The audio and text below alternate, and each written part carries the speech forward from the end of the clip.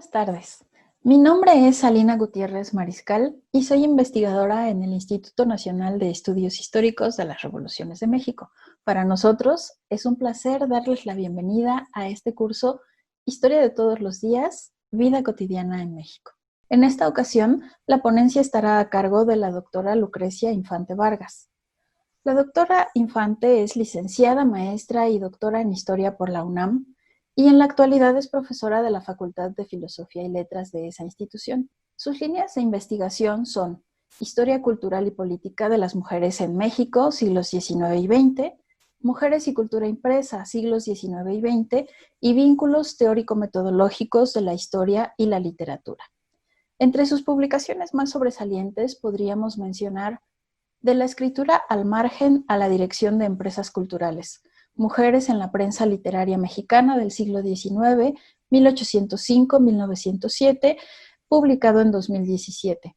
En coautoría con Adriana Maza y Leticia Cárdenas, publicó en 2016 Del Kindergarten al Jardín de Niños, un proyecto de mujeres en la historia de la educación en México. También en coautoría con Adriana Maza y Marta Santillán, publicó en 2016 Lo personal es político, la mujer en la construcción del ámbito público, México, siglos XIX y XX. Y en el libro de Miguel Ángel Castro, titulado José María Vigil, a 100 años de su muerte, editado por el Instituto de Investigaciones Bibliográficas de la UNAM, publicó en 2018 José María Vigil, promotor, crítico e historiador de la literatura femenina decimonónica. Sin duda es una experta en su tema, será un placer escucharla. Les damos la bienvenida. Muy buenas tardes. Agradezco muchísimo al Instituto Nacional de Estudios Históricos de las Revoluciones de México que me dé la oportunidad de conversar sobre este tema que me ha apasionado a lo largo ya de más de 30 años y que tiene que ver con lo que llamamos la generación de una cultura impresa femenina o de la inserción paulatina de las mujeres en los ámbitos de la lectura y la escritura de orden público.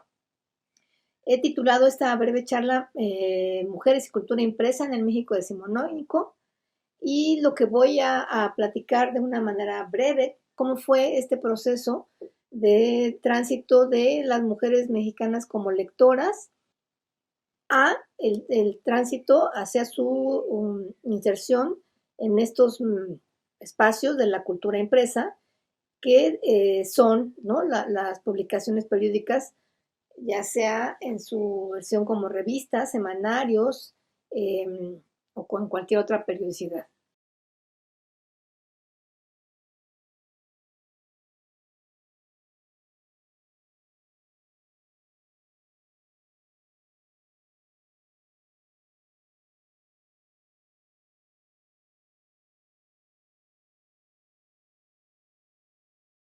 Bueno, pues yo he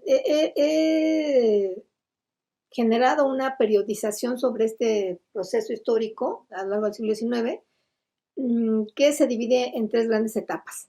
La primera va del inicio del siglo de 1805 hasta 1836, y es el periodo en el que vemos indicios no muy tempranos de la presencia de las mujeres en los periódicos, en los impresos, pero no como escritoras, ¿sí?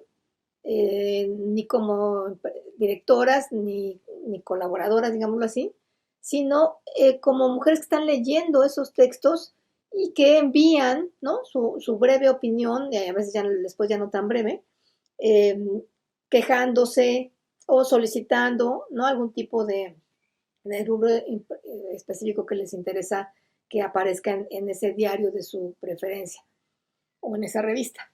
Y esta temporalidad de esta primera etapa está establecida a partir de que en 1805, con la aparición del Diario de México, ¿sí?, que fue el primer diario en América Latina en generarse en esta periodicidad de todos los días, vemos, les repito, que aparecen ya pequeños, ¿no?, comentarios, cartas que las mujeres que están leyendo estos textos envían, y que nos dan indicios entonces de el interés, ¿no?, de un cierto sector de mujeres mexicanas por participar, ¿no? en estos espacios de generación de opinión pública que fueron desde muy temprano los periódicos y los diarios.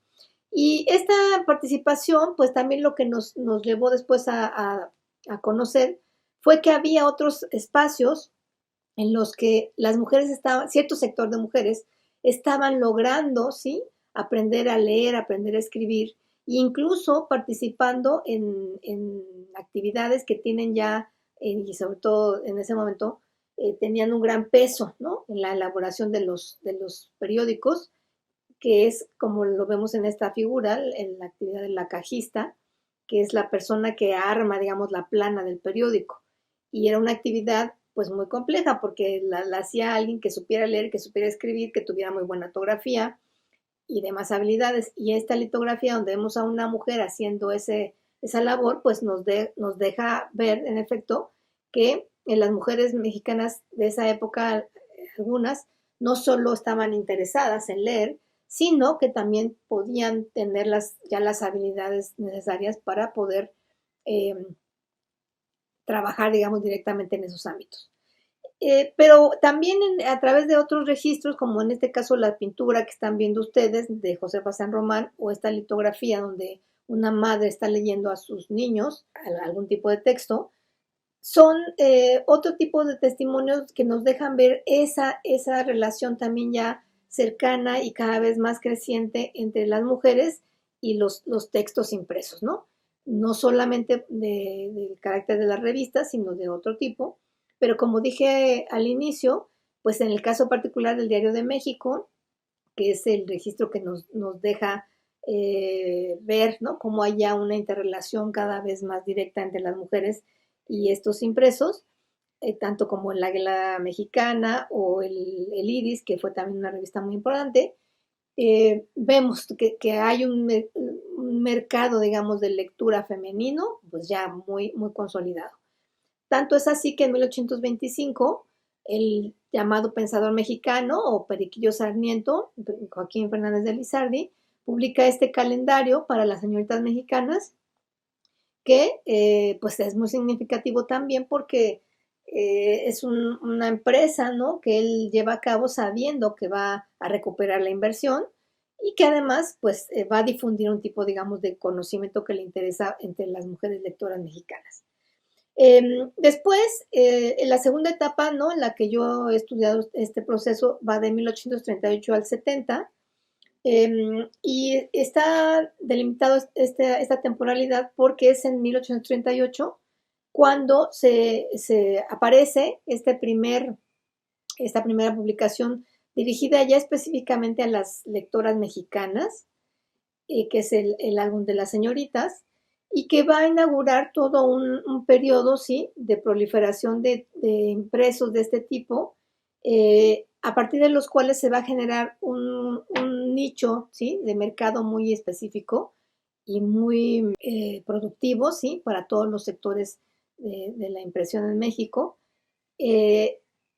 Y pues veremos, ¿no?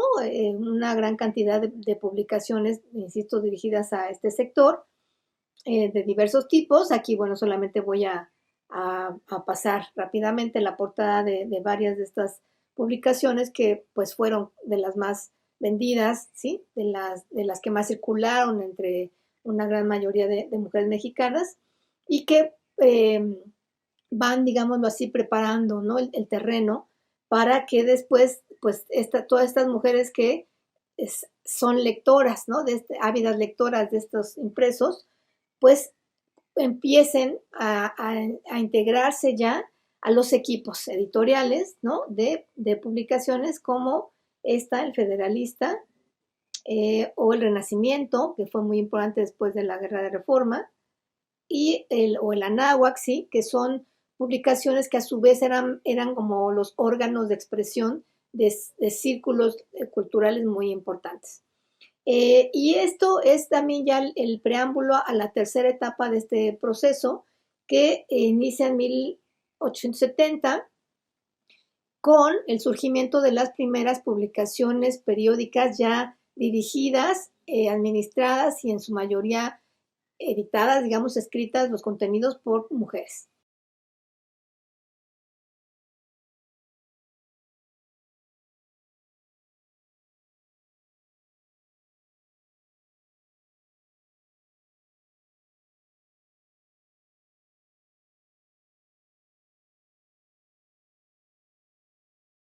Aquí tenemos la portada de varias de estas revistas que fueron muy importantes. La primera, sin embargo, y esa es la que me voy a referir en este momento, es la Siempre Viva. Fue una publicación fundamental con la que se abre esta etapa, porque además de ser ya la primera escrita dirigida, administrada y financiada, digamos, solo por mujeres, pues es una revista que está vinculada a un proyecto cultural de mayor alcance, que yo lo considero como ya una empresa cultural, porque está también, les digo, relacionada la revista con una escuela para niñas, una escuela también para pues adultas de oficios y para la difusión de los textos producidos por las alumnas a lo largo del año, en una suerte como de representación poética, ¿no?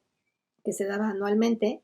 Y este es un proyecto que además se da en el sureste mexicano, no en la Ciudad de México, y que nos deja ver la trascendencia que a mediano y largo plazo tiene, ¿sí? Esta posibilidad ya de las mexicanas de expresarse de manera escrita en ámbitos como los diarios, ¿no? Lo que llamamos hoy periódicos también, y las revistas, porque va a ser el momento en el que a partir de ese ejercicio y de esa, digámoslo así, aseveración, ¿no? De la posibilidad de expresar nuestros pensamientos, nuestras emociones, es que las mujeres después van a tener posibilidad de ingresar a la Escuela Normal de Profesoras, ¿sí?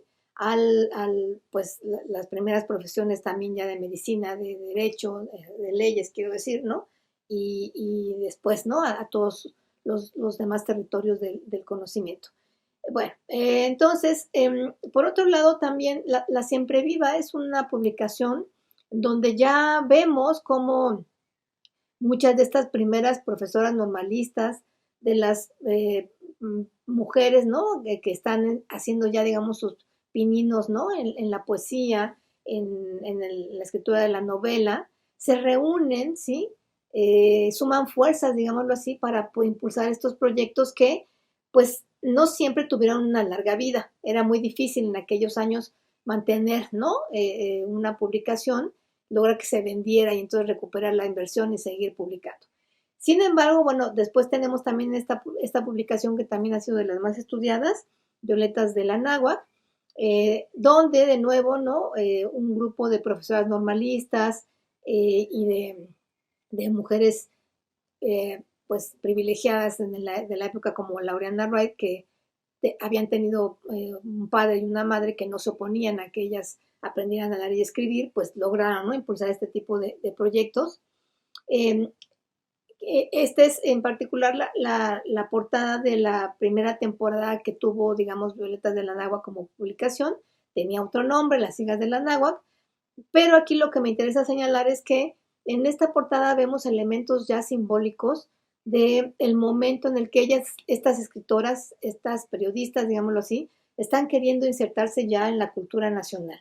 Estamos ya en pleno porfiriato, en 1887, y es un momento en el que México se presume como un país moderno, ¿sí?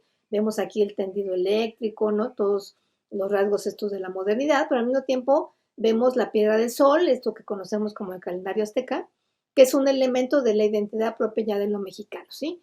Y en medio de todo este escenario, pues está, ¿no? Esta mujer, este ángel al lado, digámoslo así, con una corona de laurel, que es un símbolo del conocimiento, de la cultura, y está dentro, ¿no? Digamos, de este contexto ya nacional. En el caso de La Palmera del Valle, que fue también otra publicación muy importante que se publicó durante un par de años en Guadalajara, creada también y dirigida por Refugio Barragán de Toscano, una mujer que además de ser profesora normalista, es la primera escritora de novela, ¿sí? En nuestro país, con estos dos textos, Celajes de Occidente y La hija del bandido. Bueno, subrayo que esta relación, ¿sí? Entre el acceso de las mexicanas a la escritura impresa a través de las revistas, de las publicaciones periódicas, fue, digámoslo así, como la antesala o el antecedente para que después ellas pudieran ir poco a poco, ¿no? Ganando espacio en otros ámbitos de otros géneros literarios. y eso es mucho de la trascendencia, ¿no? de este fenómeno. Tenemos otra serie de revistas de la época que, bueno, no me va a dar tiempo de mencionar, pero es muy importante también señalar que como parte de la evolución, ¿sí? Del fortalecimiento de esta participación de las mexicanas en los ámbitos de la cultura impresa, y en particular a través de las publicaciones periódicas, se da también ya de manera necesaria, ¿no? Un reconocimiento precisamente a esa habilidad ya que han desarrollado como escritoras en diversos ámbitos. Y tan es así que en 1910, como parte de las celebraciones, ¿no? Del primer centenario de la independencia de México, se publica este libro, Poetisas Mexicanas. José María Vigil, quien fue el primer director de la Biblioteca Nacional, coordina este proyecto que reúne por primera vez algunos poemas o sobre todo poesías, ¿no? De las mujeres mexicanas desde Sor Juana Inés de la Cruz hasta 1980, 1890. Y en este libro vamos a encontrar a muchas de las voces, muchas de las mujeres que participaron también años antes y posteriormente en las publicaciones periódicas que les he venido comentando. Y es como les decía, pues es por lo tanto una evidencia también de cómo está vinculado este proceso de inserción de las mujeres como de lectoras, escritoras, ¿sí? Y después a creadoras, digamos, ¿no? Directamente de sus textos más allá de las revistas. Estas son algunas de las escritoras que están reunidas en Poetisas Mexicanas, y varias de ellas, ¿no? O la mayoría, pues son a su vez mujeres que vamos a encontrar como colaboradoras, directoras incluso, ¿no? De revistas de mujeres. Y bueno, la tercera etapa y con la que cerraríamos, ¿no? Esta breve revisión por este proceso, está determinado por esta publicación que se llama La Mujer Mexicana. Hay varias publicaciones que están dentro de este periodo, pero yo he marcado que esta etapa cierra con La Mujer Mexicana porque es la revista donde se reúnen las primeras, varias mujeres, ¿no? que formaron parte de la primera generación de escritoras que crean, ¿sí? Las publicaciones para mujeres, o que antes de eso participaron en los equipos de redacción de publicaciones donde las empiezan a aceptar. Y están también mujeres como Laura Méndez de Cuenca, que son de las nuevas generaciones, ¿sí? Que ya pudieron entrar a estudiar a la normal de profesoras, que están, ¿no? Como siendo figuras importantes, por ejemplo, en la creación del Jardín de Niños en México, y que después tendrán ya una carrera como escritoras modernas, digamos, a lo largo del siglo XX. Y por eso, desde mi punto de vista, bueno, con esta revista se cierra, ¿no? Como este primer gran tramo de este proceso de evolución. Y también porque en esta revista, además de estas escritoras que ya mencioné, de generaciones de los años 40, 50 y después, ¿no? De los 80, 90 del siglo XIX, también están colaborando figuras que, aunque no participaron de la escritura, digamos, ¿no? Que no escriben poesía, novela, animado, pero que son mujeres que también nos hablan ya de este terreno que se ha ganado a partir del acceso a la escritura, que es el del acceso a las primeras profesiones liberales. En el caso de Columba Rivera, que es la fotografía que tenemos aquí en esta página de La Mujer Mexicana, que es la primera abogada en México. O en el caso de Matilde Montoya, que fue la primera médica, ¿sí? En nuestro país, y que está dibujada, ¿no? Aquí en esta portada del álbum de la mujer, que es otra de las publicaciones que tuvieron mucho auge durante el Porfiriato. Y el hecho de que esté, ¿no?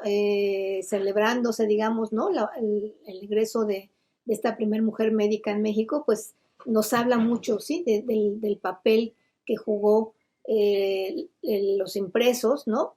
Dirigidos a las mujeres, para precisamente fortalecer, ¿no? Esta posibilidad de las mujeres como sujetos inteligentes, digámoslo así. Uh-huh. Porque además también, aunque no lo solemos pensar tanto desde ahí, pero las publicaciones periódicas también fueron un espacio, ¿sí?, donde se formó una conciencia y una asertividad, digámoslo así, que le dio seguridad a todas estas mujeres para incluso entrar a terrenos como los de la política. En este listado tenemos el nombre de varias mujeres que, como Hermila Galindo, perdón, proceden del norte del país, o como varias de las, más bien el resto de todas las que vemos enlistadas, que son mujeres del sureste mexicano que convivieron con las editoras de La Siempre Viva, ¿sí?, que ya mencionamos, y que todas ellas son las primeras regidoras, la primera diputada que fue elegida en el sureste.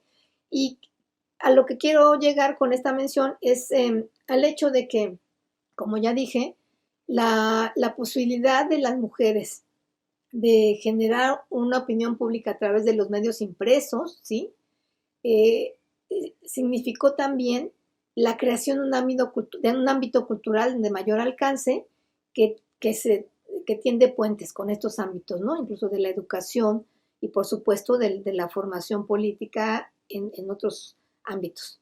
Y bueno, finalmente, para cerrar esta plática, pues quiero mencionar dos figuras, ¿sí?, que suelen estar por razones pues equivocadas, más relacionadas una con solo el ámbito de la política, como en el caso de Amalia González Caballero, que fue, ¿no?, una de las primeras mujeres en formar parte de un gabinete presidencial, esto durante el periodo de Lázaro Cárdenas y el posterior. Y sin embargo, María Ledón fue de las primeras mujeres también en estudiar literatura dramática y teatro, y fue una gran dramaturga. Uh-huh. Después su carrera se perfiló más hacia, ¿no?, la política internacional, pero es un claro ejemplo, de nuevo, de cómo la posibilidad, ¿no?, de escribir y de insertarse en ese ámbito, ¿sí?, del registro de la experiencia a través de lo escrito, es algo fundamental, ¿sí?, para que las mujeres mexicanas pues hayan logrado acceder a los territorios en los que estamos hoy en día. Y el otro caso es el de Rosario Castellanos, una escritora también muy importante en la cultura nacional, que pues también, ¿sí?, a través de la escritura, no solo en revistas, sino en libros, ¿no?, de ensayo, pero también en una larga trayectoria en los medios impresos, en los periódicos pues de los años 50 y 60, nos dejó un legado muy importante.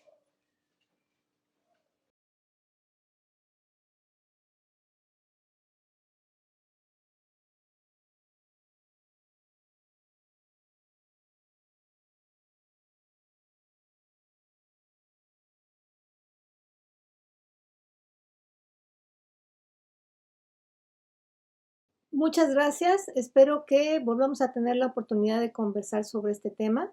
Y nuevamente gracias a Liner por invitarme a participar. Buenas tardes. Para el Instituto Nacional de Estudios Históricos de las Revoluciones de México, ha sido un placer contar con su presencia en estas 3 sesiones del curso Historia de todos los días, Vida cotidiana en México. Dado el interés que se ha suscitado en este curso y a la buena recepción que ha tenido, nos gustaría aclarar lo siguiente. Los videos de las conferencias son de carácter público y estarán disponibles en nuestro canal de YouTube y página de Facebook conforme avancen las sesiones. No es necesario estar inscrito para poder acceder a este material. Cualquier persona puede observarlo. Para quienes sí están inscritos y desean marcar su asistencia, el formulario estará disponible después de cada sesión a través de un enlace o se puede consultar en nuestra página web. El comentario que deben dejar para poder marcar su asistencia deberá contener una síntesis de la sesión y una reflexión personal sobre el tema. Si existen dudas o comentarios al respecto, también pueden hacerse llegar a través de este medio y serán contemplados para sesiones siguientes. Sin más, los invitamos a consultar la lista de inscritos en nuestra página web para corroborar su ID y seguir las conferencias que se proyectan los días martes y jueves a partir de las 5 de la tarde, hora del Centro de México. Buenas tardes.